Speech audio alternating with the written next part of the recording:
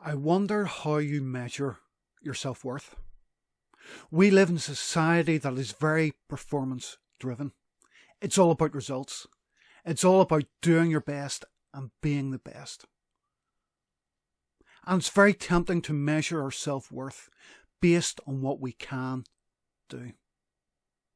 But if you're like me, there's some things you're good at, and there's some things you're not so good at, and some things you're terrible at. When I think of my friends, I have some friends who are very musical, can play different instruments, and they sound great. Other friends are very sporty. Whatever sport they put their hand to, they seem to do well. Another friend is very artistic. One of the things he does is portraits using charcoal. And when you look at them, they really do look like a black and white photograph. They're brilliant. But as for me, when it comes to sport, music and art, not so good. But that doesn't matter, because we all have our strengths and weaknesses. And I find in work, and also when I'm involved in things in the church, like youth work and other things, it's actually all about a team game. It's about working together, using each other's strengths to make up for other people's weaknesses. And you learn from other people. How good you are or how bad you are doesn't determine your worth in those situations. But you know, there's one big problem about determining your self-worth based on what you can do. And that is, what you can do over time changes.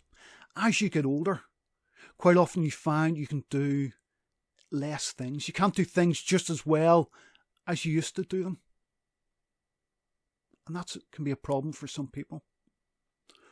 But more than that, the big problem about building your self-worth and what you can do is it's very easy to focus the shift from what you can do to what you can't do.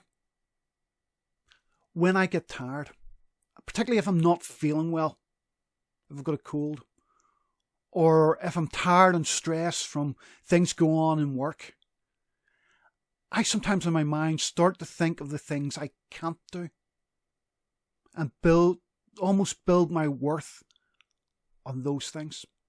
So what do I do in that situation? One thing I find very helpful is just simply going out for a walk.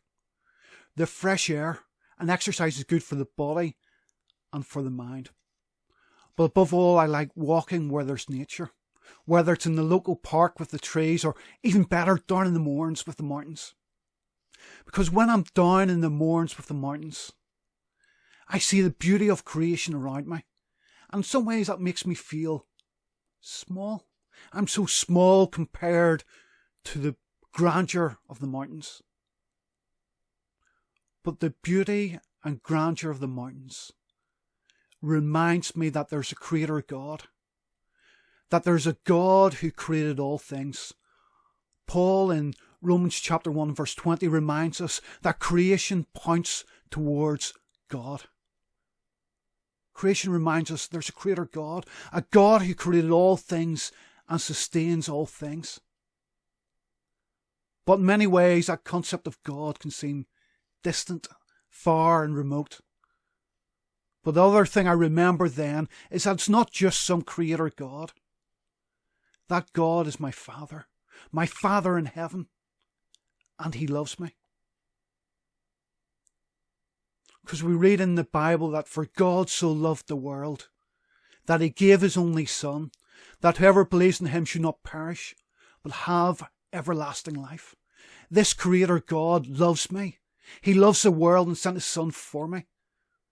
And as it's put elsewhere in the Bible, in Galatians chapter 2 and verse 20, Paul writes that he lives by faith in the Son of God who loved me. You see, the Creator God is the God who loves us. And that's what gives us worth. We're worth something because God has decided we're worth something.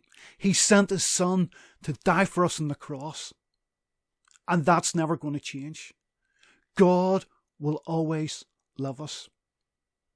When we base our worth on things we can do, ultimately, at the end of the day, when we get old, we mightn't be able to do very much.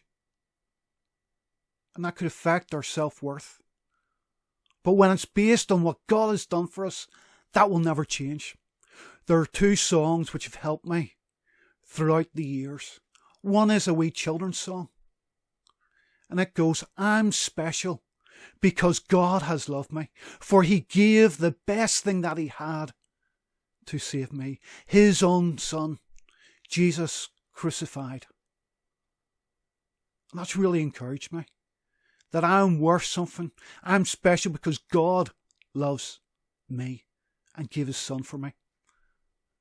And there's another more recent hymn, if you like, a grown-up hymn, which I also find very useful, and I'll include a link to a video of it down below. It's written by Kendrick, and part of it goes like this. My worth is not in what I own, not in strength of flesh and bone, but in the costly wounds of love at the cross. And it goes on to say, to wonders here that I confess my worth and my own unworthiness, my value fixed and ransom paid at the cross. See, our self-worth isn't based on what we can do, isn't based on what other people around us think. Our self-worth is ultimately grounded in what God has done for us. He loves us so much, and that gives us an eternal worth.